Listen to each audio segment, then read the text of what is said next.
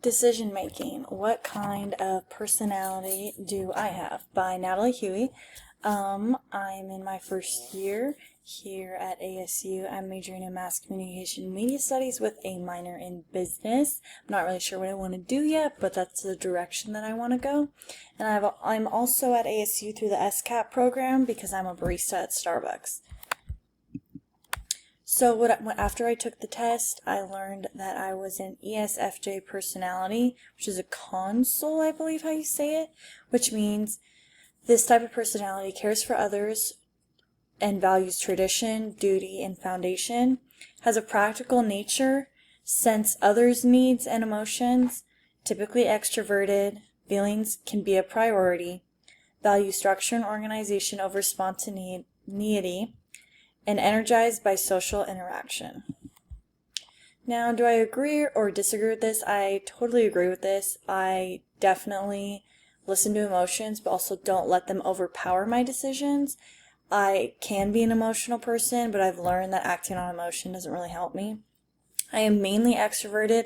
I do like to be at home, but when it comes to striking up a conversation or introductions, I typically lead those conversations and I don't really mind. It kind of comes easier to me. I do value structure. I make mental lists and physical lists, whether it's on my phone or my notebook, for myself every day on what I need to do, want to do, and plan to do for that day. For example, I'll do my chores, then do my homework, and then go watch a show. I like to have a list of what I do because I feel like I'm the most productive that way, and that's definitely what a console personality does, is they value structure and organization. I would say that I'm pretty observant as well. I like to be aware of what is happening in a team and how this can influence the culture and decisions. I understand a team dynamic can help me at work on where to place people during peak, because at work you have to know people's strengths and weaknesses, and if you know their strength, you can place them in the proper spot. So the connection, chapter 9, the influence on the classical model. So the classical model focuses on logic, objectivity, and deep analysis. So the console personality has the potential to focus on more emotional aspect of a decision. So how it will affect others, what people's moral compasses lead to, or what people feel like is the best decision. And the classical model focuses more on logic, so this can kind of cause a gray area on how to make the right decision. Console personality can account for bias when you are leading with your emotion. It can cause bias in a decision, which influences the classical model because the classical model hopes for decisions to be based unbiasedly. Console personalities can show interpersonal relationships that the classical model doesn't always account for. So if your friend's in a group and your friend says something, console personalities can typically lead towards one if they really trust that person. So it's really important to note that this personality is deeply affected by emotions and it can influence a decision, but there are things that we can work on to help improve this. So the barriers of different personalities other than console or my personality, one of the barriers is logic versus emotion, which is what I've mainly been talking about. Consoles are known to follow emotion rather than logic, so it could create problems for other personalities or who are more logically driven than emotionally.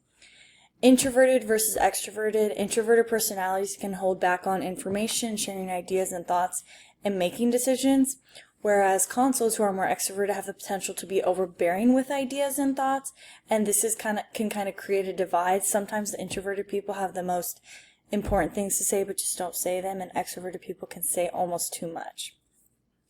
Another barrier is comparing organized versus flexible.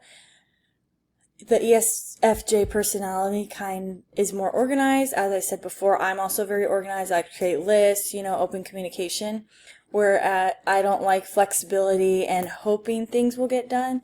Not everyone has the skill to be organized. Some people thrive in chaos, which is totally fine, and it can be hard to have half a group thriving in chaos and half the group needing structure. But there are possible solutions to these barriers, which can be to create awareness, understanding other strengths and weaknesses, and then we have to find the balance between emotions and logic, and this can be through open communication to kind of get everyone on the same page and know where we're all at. Finally, my conclusion for this is that the ESFJ personality values emotions and practicality, which is exactly how I am. I feel that it was very spot on. Organization and structure help create timely decisions for the ESFJ personality. Although there are barriers, there are ways to overcome barriers, such as open, honest communication. Different decision models impact different personalities, so it's always note to put in all the personalities when you come to form a decision.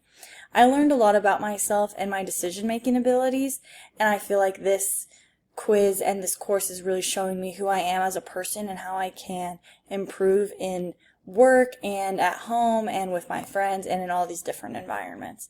Thanks for watching. Have a great day.